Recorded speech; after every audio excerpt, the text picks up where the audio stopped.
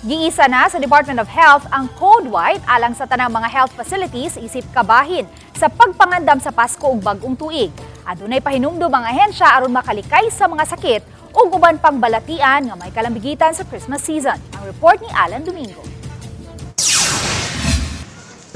Karong panahon na, wag to ang Christmas party. Diin unlimited ang mga pagkaon. Lakip na sa paboritong lechon, humba ug uban pang mga tamis nga mga pagkaon nga maoy sagad mahatod sa mga sakit nga kung dili man maatimandayon, musangpot sa kamatayon. Tungod nini adunay pahinumdom ang Department of Health o DOH-7 nga maghinay-hinay sa food intake ilabi na sa tambok ug tamis nga mga pagkaon. Pagka Christmas season, holiday season, kanunay gina nga naka-code white ng atong mga health facilities. Dili lang pagpangandam tungod kay daghan ang mga aktibidades, daghan ang mga preparasyon sa mga buhaton aron in kaso na makaresponde atong mga tambalanan.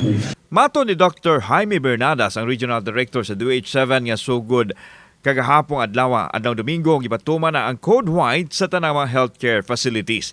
Gipaandam sa ahensya ang mga tambalanan sa posibleng pagdag sa unya sa mga pasyente nga posibleng mabuthan sa mga firecrackers. Target sa DOH ang zero firecracker-related incidents, lakip na niini ang strip bullet case sa rehiyon.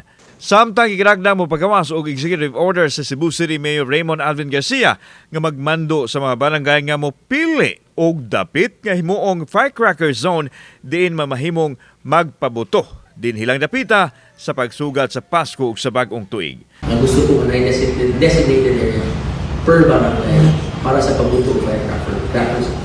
And then open space, open basketball court. Pahimang no lang na dili unta ta kanunay maghuna-huna sa kalipay lang.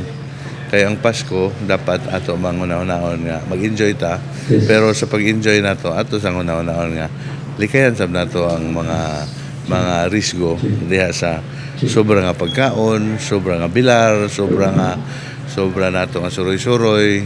Kauban si Cleofer Lumayag, ako si Alan Domingo. Balitang Bisdak.